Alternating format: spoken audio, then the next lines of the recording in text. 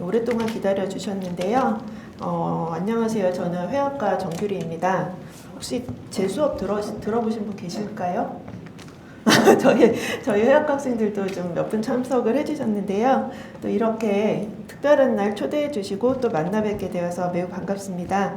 저는 오늘 김한 교수님이 공지해 주신 것처럼 인공지능과 미술의 융합 사례에 관해서 이제 여러분들과 이야기를 나눠보려고 합니다. 일단 오늘 강연은 제 작품을 사례로 설명을 드릴 거예요. 여러분이 일반적으로 생각하는 AI 그림과는 좀 다른, 아마 사람이 손으로 그린 손그림 같다는 생각을 많이 하실 거예요. 제가 작품을 통해 말하고자 하는 바가 결국에는 인문학이기 때문에 좀 더 인간다운, 좀 따뜻한 AI의 면모를 구현해 보고 싶어서 이렇게 작업을 하고 있습니다. 이 강연의 부제를 저는 보이지 않는 것의 지도, 루카디 사비노의 삶과 현대인의 길찾기라고 붙여보았습니다. 여기에서 루카디 사비노는 14세기 베네치아의 성직자 겸 지도 제작자로서 실존했던 인물이 아니라 제가 지어낸 허구의 인물입니다. 제 프로필인데요.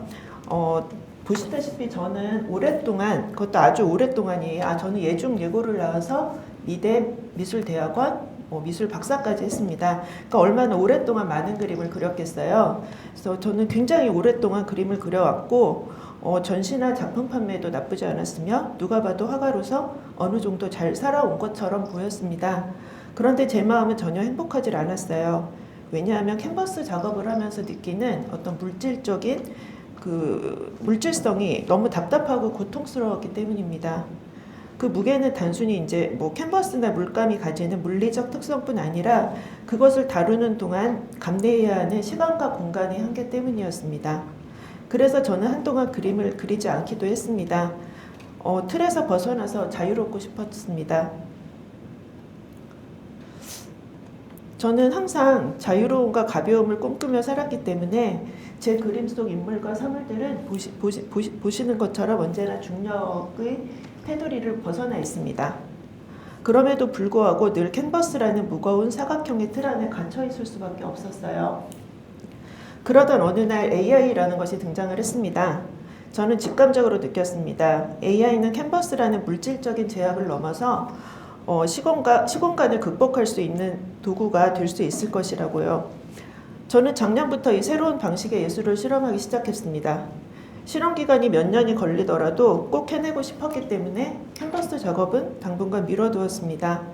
AI 관련 강의, 서적, 실제 툴의 활용과 실습에만 집중을 했습니다. 일단은 너무 재미있었기 때문이에요. 그러니까 제 인생 처음으로 느낀 몰입의 순간이었습니다. 눈에 보이는 성과가 당장 얻어지지 않아도 상관없었습니다. 그만큼 몰입의 힘은 크더라고요. 그러니까 저는 어렸을 때부터 책 읽기와 글쓰기를 사실 그림 그리는 것보다 훨씬 더 좋아했는데 그 이유 중 하나도 그것이 물질성을 갖고 있지 않기 때문이었어요. 그러니까 언제 어디서든 책 한 권, 노트북 하나면 충분했고 시공간이 한계로부터 제가 얼마든 자유로울 수 있다는 그런 느낌을 받게 해주었기 때문입니다. 그래서 인공지능과 글쓰기, 그림 이 세 가지를 하나로 합친다면 나 자신이 진정으로 원하는 형태의 작품이 나올 수 있을 거라고 확신을 하게 되었습니다. 긴 실험의 결과는 이제 어느 정도 서서히 형태를 갖추어가고 있습니다. 본 강의에 앞서서 지금 보시는 일러스트는 한스 모라벡의 인간 능력 지형도라는 그림이에요. 벌써 한 10년 전에 모라벡이 그린 그림인데요. 그러니까 모라벡은 로봇 공학자입니다. 그러니까 여러분이 잘 아시는 닉 바스트럼이나 레이 커스와일처럼 좀 급진적인 성향을 가진 AI 연구자죠. 이 일러스트는 일러스트를 보시면은 이 물이 있고 작은 언덕이 있고 높은 산이 있습니다. 지금 보시면은 여기서 이제 에리스메틱 이렇게 단순 계산 그리고 로드 메모리제이션은 이제 단순 암기 같은 것들 이런 것들은 지금 이미 물에 잠겨 있고요. 그리고 이런 그 정리 그러니까 가설 증명이나 체스 이런 것들은 작은 언덕에 위치해 있습니다. 그리고 운동이나 손과 눈의 협응력, 사회적 상호작용 이런 것들은 높은 산봉우리에 있습니다. 10년 전에 모라벡이 이 모든 것이 반세기 안에 잠길 것이라고 예언을 했는데요. 반세기가 아닌 10년 만에 제가 보기에는 거의 아주 작은 부분만을 남기고 지금 이미 다 차오른 것 같습니다. 그래서 모라백은 이렇게 말합니다. 나는 그날을 대비해서 방주를 지어 항해하는 삶을 채택하고자 한다. 자, 여기에서 방주를 지어 항해하는 삶이란 무슨 의미일까요? 일자리를 잃을지도 모른다는 불안감에 두려움에 떨면서 과거로 도망치는 것을 의미할까요? 아니면 허무주의에 빠져서 좌절해야 할까요? 저는 이 문장을 이렇게 이해했습니다. 인공지능보다 높은 수위의 능력을 가진 인간이 되어야 한다고요. 여러분은 이런 시대에 이제 어떤 일을 할 수 있을까요? 또 어떻게 무슨 일을 하면서 살아가게 될까요? 제가 강의에 앞서서 이 모라백의 지형도를 보여드린 이유는 인공지능이 지금 아까 김한 교수님 강의에서도 보는 것처럼 어떤 특이점에 아직은 도달하지 않았지만 서서히 빠른 속도로 다가가고 있습니다. 이런 시대에 우리가 인간으로서 어떤 조건을 가져야 하는지 그리고 무엇을 추구해야 하는지를 이 시간을 통해 함께 고민하고 싶었기 때문입니다. 자, 이제 루카 디 사비노의 세계 제가 이제 직접 보여드릴 저희 작품인데요. 이 작품에 대해서 이제 간단히 설명을 드리자면 왼쪽에 보시는 이 그림이 중세 유럽의 지도입니다. 이 유럽의 지도는 21세기를 살아가는 우리와 의외로 그 중세 시대라는 것이 의외로 많은 공통점을 가지고 있어요. 그러니까 우리는 지난 3년간 팬데믹을 겪으면서 인간의 불확실성과 한계를 절감했고 그 과정에서 디지털 문화가 빠른 속도로 발전하는 것을 목도했습니다. 마찬가지로 중세인들 또한 흑사병과 전쟁 같은 현실의 고통 속에서 신화와 판타지를 통해 위안을 찾았습니다. 알렉산더 대왕의 전설이나 기사, 용의 이야기는 이상적인 가치와 사회적 규범을 제시하며 사람들에게 많은 희망을 주었는데요. 사회적 불안과 문맹률이 높았던 당시에 천사나 악마, 천국과 같은 판타지적 이미지는 기독교적 세계관을 시각적으로 전달하는 중요한 도구였습니다. 또한 수도사들의 필사본 사파와 목판화는 이런 판타지적 요소를 더욱 널리 확산시키는 데 큰 역할을 했습니다. 근데 흥미로운 사실은 이러한 판타지들이 현실과 동떨어진 것 같지만 사실은 오히려 현실의 절박한 필요성에서 생겨났다는 거예요. 판타지는 인간에게 희망과 이상을 제공하며 당시의 사회적, 종교적 필요를 충족시키는 중요한 역할을 했습니다. 그러니까 판타지는 그 시대를 살아가는 이들에게 현실의 중요한 일부이자 어떤 삶을 구원하는 힘이었다는 것이죠. 중세의 지도 제작은 단순히 지리적 위치를 나타내는 도구가 아니었습니다. 지금 보시는 이 중세 지도처럼 이 위에는 이제 예수 그리스도가 있고 두 성인이 있죠. 그리고 예루살렘을 중심으로 지도가 펼쳐집니다. 그러니까 단순히 지리적 위치, 어떤 정확성, 현대인의 정확성을 보죠. 지도는 무조건 정확해야 하고 잘 측정된 거리가 나타나야 되는데 그런 도구라기보다는 인간의 의미나 질서 그리고 상상력이 투영된 상징적 산물이었어요. 그래서 제가 중세 지도를 보는 것을 굉장히 좋아합니다. 중세 지도를 보면 세상을 이해하려는 시도가 보이고 또 그 사람들이 어떤 식으로 이 세상을 바라보았는지 시각을 볼 수가 있습니다. 그리고 그 지도의 중심에는 항상 현실과 신화 그리고 인간이 그리는 판타지의 세계가 공존하는 것을 볼 수 있었기 때문이에요. 오늘날 21세기 현대인 역시 불확실성과 혼돈 속에서 새로운 의미를 찾아 헤매고 있습니다. 현대의 지도는 물리적 경계를 지워버린 데이터와 네트워크로 존재합니다. 두 시대 모두 인간은 판타지를 통해 질서를 상상하고 창조하고 있습니다.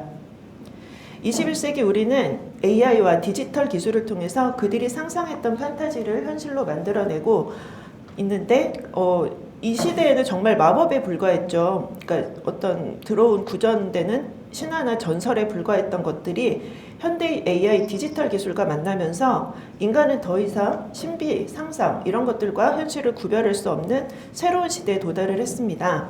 이는 기술이 단순히 도구에 머무는 것이 아니라 현실을 창조하고 재정의하는 힘이 되었다는 것을 보여줍니다. 자, 이러한 맥락에서 아서 클라크는 이렇게 말했습니다. 충분히 발달한 과학은 마법과 구분될 수 없다. 교수님 천천히. 아, 그래. 너무 빠릅니까? 예, 예. 이제 준비한 게 많아서 제가 참 좋아하는 문장인데요. 그러니까 우리가 이미 이러한 시대에 살고 있다는 것은 아마 누구도 부인하지 않으실 거예요. 자, 좀 천천히 진행을 하겠습니다. 예, 루카 디 사비노의 현대적 의미.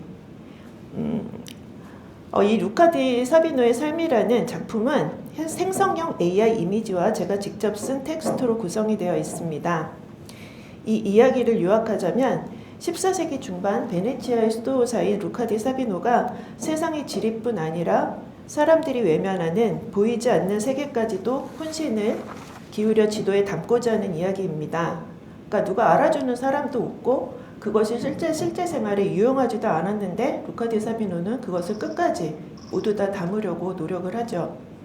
그러니까 예를 들면 어떤 푸른 바다의 곡선, 골고다 언덕의 빛, 밤바람에 흔들리는 천의 움직임까지 기록하면서 정말 오로지 자신만의 세계를 창조하는 것에 매달립니다. 이러한 과정은 예술가들이 이 세계의 의미를 부여하고 작품을 창조하는 과정과 매우 흡사하다고 볼 수가 있습니다.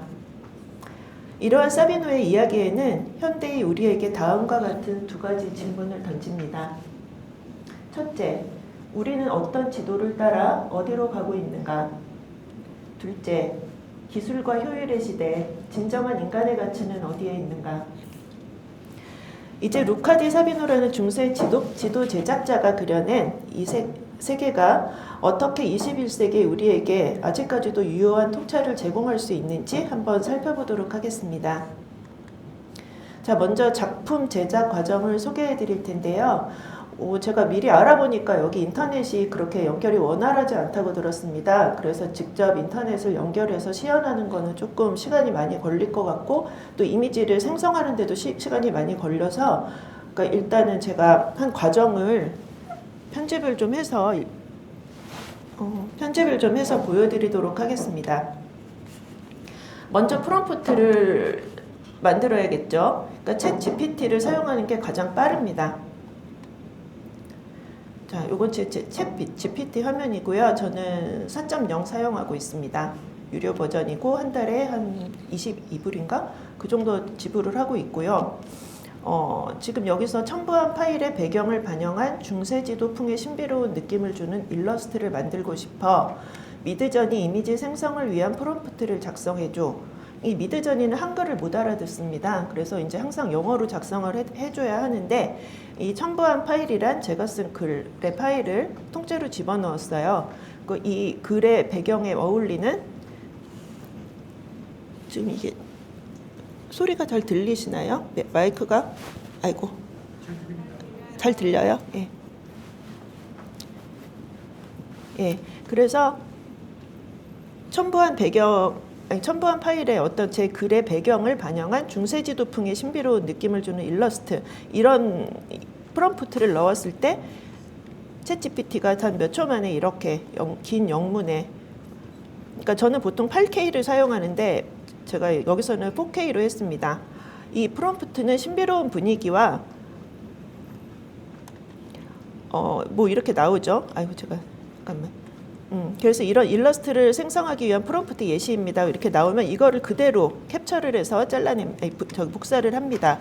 그래서 요 다음에 그대로 이제 미드저니에 붙여놓고 위에 프롬프트에 이제 제가 결과물을 봤겠죠. 생성된 결과물을 봤더니 조금 제 마음에 들지 않았어요.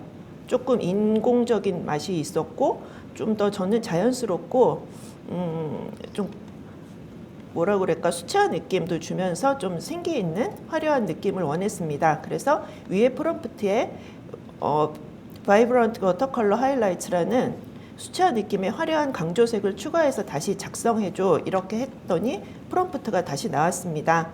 그래서 요거를 그대로 복사해서 미드저니에 붙였더니 이런 프롬프트가 또 나왔습니다. 그래서 이 정도면 됐겠다 싶어서 요거를 또 잘라내서 복사를 해서 자, 미드저니로 이제 넘어가자면 미드저니에 붙였는데 이 미드저니는 요금제를 보시면 이렇게 있어요. 지금 저는 스탠다드 플랜을 사용하고 있고요. 이 정도 사실 이 베이직은 좀 너무 생성 시간도 오래 걸리고 약간 우리가 생성할 수 있는데도 한계가 있어서 저 같은 경우는 좀 자주 사용하기 때문에 스탠다드 플랜을 사용을 하고 있습니다. 근데 프로 플랜이나 이제 메가 플랜 같은 경우는 이제 거의 차이가 없고 이제 좀 더 빠른 생성을 할 수 있다는 거, 오래 할 수 있다는 거, 그리고 좀 더 동시 작업을 할 수 있다는 거, 좀 그런 차이만 있지 크게 이제 뭐 꼭 프로나 메가를 쓸 필요까지는 아직은 못 느끼고 그 필요성을 못 느끼고 있습니다. 그래서 미드 전이에 지금 이 프롬프트를 붙여 넣어 봤어요. 그래서 제가 이제 좀 조절하는 부분은 매개 변수에서 이제 그 스타일라이즈를 요게 800으로 했다, 600으로 했다, 400으로 했다가 하면은 조금 그 생성물이 달라지거든요. 근데 여기 이제 스타일라이즈가 좀 수치가 높아질수록 좀 더 회화적인 분위기가 나옵니다. 그러니까 좀 더 인공적으로 하고 싶으면 반대로 요 변수를 낮추면 되겠죠. 그래서 이 프롬프트를 그대로 생성을 시켰을 때 이런 것들이 나옵니다. 그러니까 보통 한 번에 다 이제 이미지를 쉽게 뚝딱 해낸다고 생각하는데 그게 아니라 인공지능 할 때 진짜 엉덩이 싸움이 필요하다는 것을 저는 하면서 항상 느낍니다. 그러니까 한 번 할 때마다 진짜 수백 개의 이미지를 생성을 해서 그 중에 하나를 고르는 작업인데요.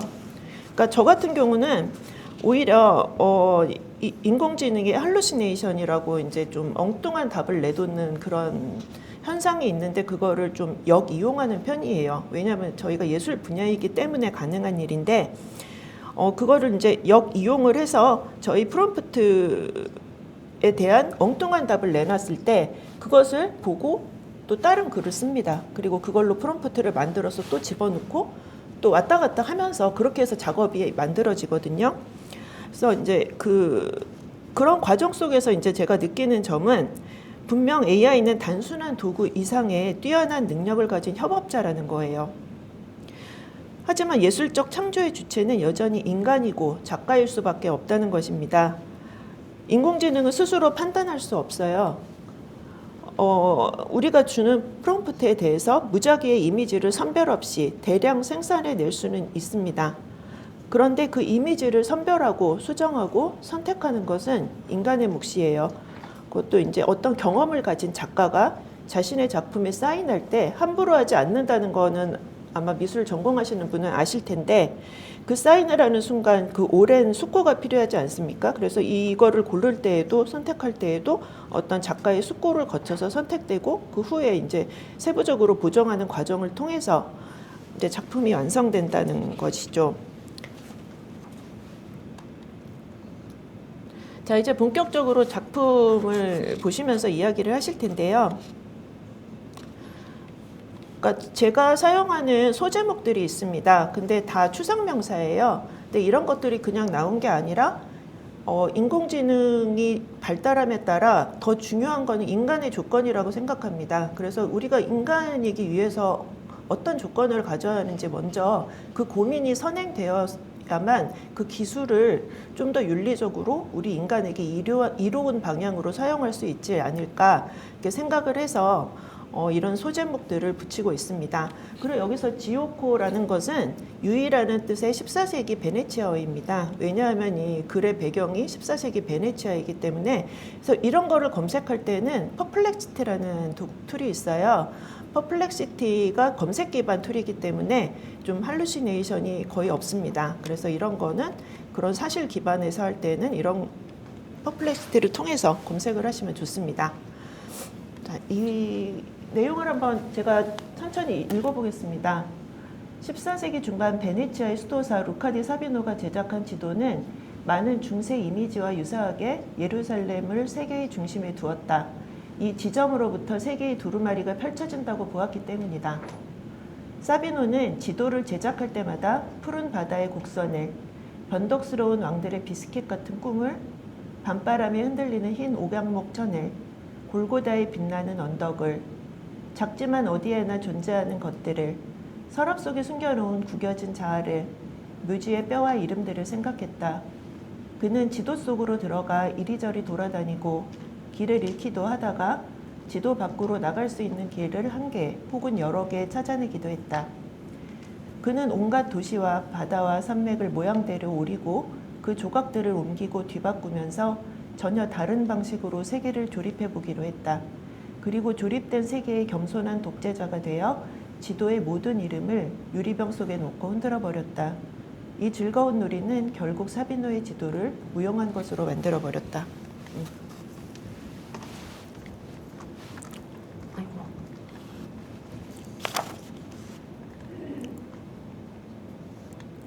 자, 이 유희, 세계를 재조립하는 창조적 행위라는 설명을 붙여보았습니다. 그러니까 이 지도는 단순한 공간적 도구를 넘어서 인간 세계에 의미를 부여하는 행위라는 것이죠. 그리고 사비노는 보이는 세계뿐 아니라 보이지 않는 세계까지도 지도에 담고자 했습니다. 여기서 보이는 것과 보이지 않는 것은 어떻게 정의할 수 있을까요? 여기서 보이지 않는 것이란 마음, 감정, 감각 같은 언어로는 완전히 설명되지 않는 추상 명사들을 말합니다. 그는 푸른 바다의 곡선, 골고다 언덕의 빛, 밤바람의 움직임까지 기록하면서 자신만의 상상적 세계를 창조했습니다. 근데 이런 행위는 우리 예술가라든지 아니면 기타 과학자들이 하는 모든 분야의 혁신적인 사람들이 다 이런 과정을 거칠 거라고 생각을 하는데, 자유와 실험 그리고 기존 진실에 대한 전복을 의미합니다. 그런 행위를 할 때마다 지도는 점점 실질적인 용도와는 멀어지지만 사비노는 그 무용함 속에서 오히려 기쁨을 발견을 하게 됩니다. 사실 기쁘지 않으면 아무것도 할 수가 없죠. 인간이라는 존재가 목적과 기쁨, 가능성 없이는 아무것도 할 수 없는 존재라고 저는 생각을 합니다.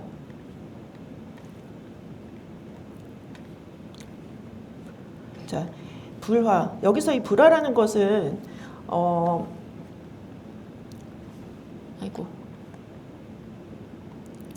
불화라는 것은 다른 사람과의 불화가 아니에요. 자기 자신과의 불화인데요. 인간만이 자기 스스로와 불화하면서 성장할 수 있는 그런 존재라고 생각을 했습니다. 그러니까 내적 갈등과 성장을 의미하는 것이죠. 자, 여기서 이제 인간만이 어떤 내적 투쟁을 통해서 자기 자신을 재발견하고 더 나은 방향으로 나아갈 가능성을 품은 존재다라는 것을 이야기를 하고자 했습니다.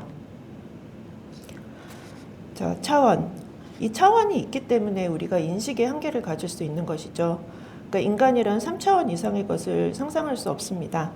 상상은 할 수 있지만 우리가 그것을 실감하기는 어렵습니다.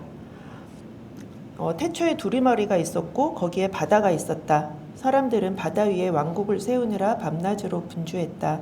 그러나 그곳의 언어는 납작했고 과잉, 풍요, 초과, 결핍이 모두 동일한 철자로 표기되었다. 그러니까 이 태초의 두루마리와 바다는 어떤 시작을 말하는 것이죠. 그리고 사람들은 그 위에 높은 빌딩을 세우면서 어떤 공간을 점유하고 또 권력의 질서를 세우려고 합니다. 굉장히 높아지고 있는 것 같고 우리가 많은 것을 정복하는 것 같지만 사실은 그 중에 우리가 놓치는 것들이 있다는 거예요. 어떤 우리가 그 미묘한 보이지 않는 것들의 느낌, 감각 이런 것들, 우리가 현실을 그런 것들을 빼놓고 이해하게 될 때 세계를 평면적으로 볼 수 없다는 것을 상징적으로 보여주는 것입니다. 우리가 역사를 통해서 이런 예는 많이 볼 수 있죠. 예를 들어서 과학적 합리주의가 17세기 그 데카르트 시절에 최고조에 당했을 때 행해졌던 어떤 잔인한 동물 실험들, 그리고 우생학, 그리고 여러 가지 2차 세계대전도 마찬가지죠. 과학이 극도로 발전함에 따라 어떤 역기능이 나타난 건데요. 그러니까 그런 것들은 우리가 인간만이 가지고 있는 어떤 감성이라든지 감정 이런 부분, 보이지 않는 부분을 놓쳤기 때문에 그런 극단적인 방향으로 치달을 수밖에 없다는 것입니다. 그리고 4장, 은유. 그러니까 메타포라라는 것은 새로운 의미를 창조하는 거예요. 그러니까 새로운 의미를 창조할 수 있는 것도 오직 인간뿐입니다.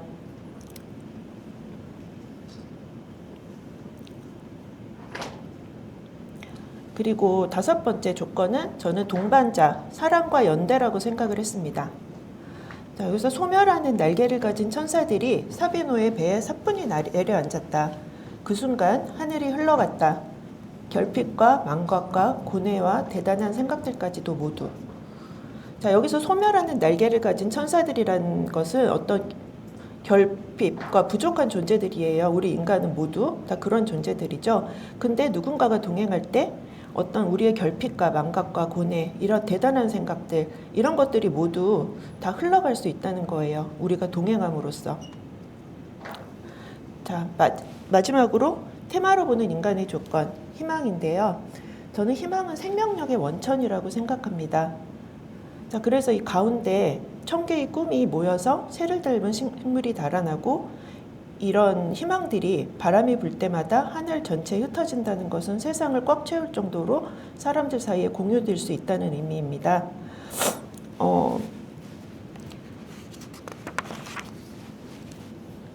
그리고 마지막으로 이제 에필로그.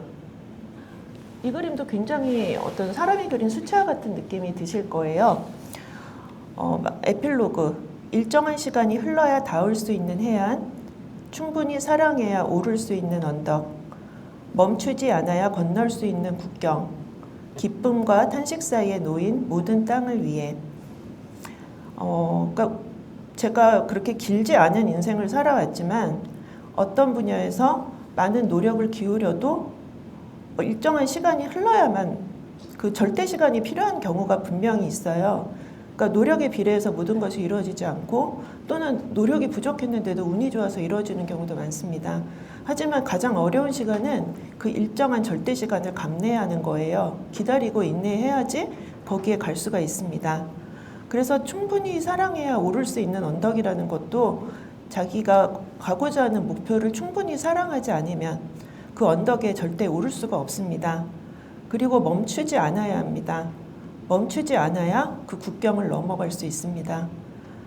그래서 이 모든 사람들은 모두가 저뿐이 아니라 기쁨과 탄식 사이에 놓여 있다고 저는 생각을 합니다. 어느 날은 기쁘고 어느 날은 탄식하는 존재가 인간입니다. 그래서 이 작품을 이제 제가 두 가지로 요약을 해보았어요. 그러니까 보이지 않는 것들에 대한 탐구는 정신적, 존재론적 탐구이고 어떻게 보면 이 시대에 가장 가치 있는 안내서는 우리를 상상과 경의의 세계로 이끄는 것이 아닐까 이렇게 생각을 해보았습니다. 저도 지금 이야기를 지어내서 작품을 만들었지만 인간은 참 만들기를 좋아하는 것 같습니다. 그러니까 이야기를 지어내는 것을 좋아한다는 거죠. 그러니까 밤하늘을 바라보면서 지어낸 무수한 이야기들, 또 있을 법하지 않은 이상한 존재들을 그린 그림들, 그 외에도 수많은 예술 작품들은 지어내기 좋아하는 인간의 본성을 충분히 증명하고도 남습니다. 이러한 본성을 인간의 예술의지 또는 유의본능이라고 부릅니다. 이 개념은 이제 요한 하우징어의 호모 루덴스, 유의하는 인간, 놀이하는 인간의 이런 개념이랑도 연결이 좀 되는데요. 인간은 보이지 않는 상상을 지어내고 함께 공유하려는 그런 본능을 지닌다는 것이죠.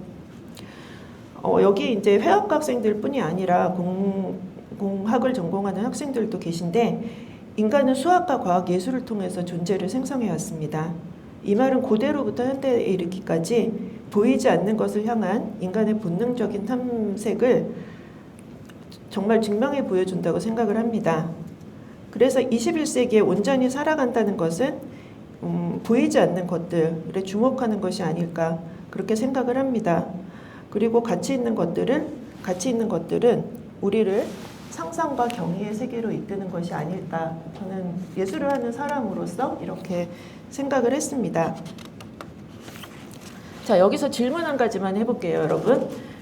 여러분, 인공지능과 인간지능의 가장 큰 차이점이 뭐라고 생각하시나요? 감성? 감성도 맞습니다. 근데 감성을 흉내낼 수 있어요. 인공지능이. 제가 그린 그림들처럼 인간이 그린 거랑 거의 흡사하게 이제는 많이 발달해서 프롬프트로 조절을 할 수 있는 단계까지 왔습니다. 그리고 창작성? 창의성도 저는 인공지능을 통해서 창의성을 많이 배웁니다. 오히려 그 할루시네이션을 통해서 이 인공지능이 의도하지 않았던 창작성을 마구 저한테 보여주는 경우가 많습니다. 응? 메타? 자기가 자신을 바라보지. 그렇죠. 자기 성찰 맞습니다. 자기 성찰도 맞습니다. 기계는 자기를 스스로 성찰하지 못합니다. 그러니까 셀프 리플렉션이 안 된다는 거 있어요. 그리고 근데 저는 이렇게 생각합니다. AI 시대의 인간다움이란 희망이 아닐까. 인공지능은 철저히 확률과 통계로만 움직입니다. 인공지능에는 많은 사람이 옳다고 한 것에 손을 들어줍니다. 그것이 진실이에요, 인공지능한테는. 그런데 인간은 어떤가요? 인간만이 단 1%의 가능성에도 투신할 수 있는 존재입니다. 왜냐하면 누가 뭐래도 그게 진실이기 때문이에요. 그건 본인만이 아는 것이죠. 그래서 그 판단의 주체는 온전히 자기의식입니다. 자의식이라고도 불리는 그런 건데요. 그러니까 인공지능은 결코 절대로 1%의 가능성에 움직이지 않습니다. 그러나 인간은 기꺼이 1%의 희망을 선택하고 그것을 이루어냅니다. 지금까지 세상은 1%의 진실을 따른 사람들에 의해 여기까지 변화해 왔습니다. 그거는 인류의 역사가 이 사실을 증명합니다. 그래서 저는 세상에서 가장 힘이 센 단어는 바로 희망과 가능성이라고 생각을 합니다. 제가 회화과 학생들한테 늘 하는 말이 있는데요. 세상에서 가장 힘이 센 것은 꿈이라는 말을 합니다. 심지어는 돈보다 힘이 센 경우도 있습니다. 꿈, 희망은 어떤 어려움이 있어도 그 한계를 반드시 넘어서 해내고야 많은 힘을 가지고 있습니다. 그것이야말로 인간을 인간이게 만드는 마지막 조건이 아닐까 저는 그렇게 생각을 합니다. 제가 이름은 지금 생각이 나지 않는데요. 프랑스 콩쿠르상 수상 작가가 했던 말이에요. 아름다움이 세상을 구원할 것이다. 그는 하루 중에 가장 모호한 시간, 해가 막 떨어지고 나서 밤도 아니고 낮도 아닌 그 쓸모없는 시간이 하루 중 가장 중요한 시간이라고 말했습니다. 그러니까 산업혁명 이전에 시계와 전구가 발명되기 전에는 해가 뜨면 무조건 일을 하고 해가 지면 잠을 잤습니다. 그러니까 그 과도기적인 시간은 솔직히 소용이 별로 없는 시간이었죠. 그런데 그 중간에 모호한 시간이 가장 아름답다는 거예요. 노을이 지고 사람들은 그것을 보면서 많은 것을 느낍니다. 말미에 제가 이 말씀을 드리는 이유는 기술과 유용성을 앞세우는 이 시대에 어쩌면 가장 무용한 것이, 가장 아름다운 것이 의미가 있을 수 있다는 메시지를 전하고 싶어서입니다.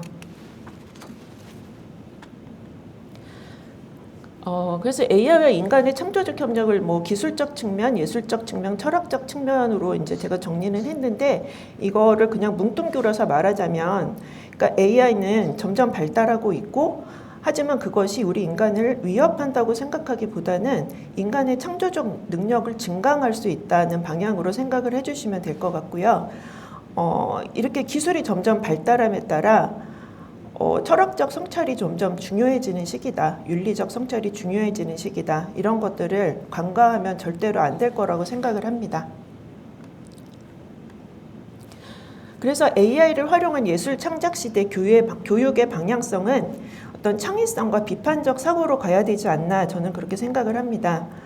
그래서 이렇게 즐거우면 됩니다. 사실 미술을 하는 데 있어서 딱히 정해진 방법이 있는 것은 아닙니다. 그러니까 자기가 좋아하는 걸 하면 돼요. 그냥 보고 똑같이 그리는 게 좋다면 그걸 그리면 되는데 정말 작가가 되기 위해서는 무엇보다도 가치 판단이 중요합니다.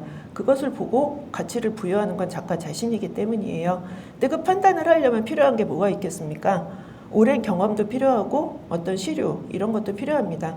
그래서 기술이 어느 정도 왔기 때문에 인간은 어떤 작업을 해야 하는지 이런 거에 대한 숙고와 판단이 절실하다는 것이죠.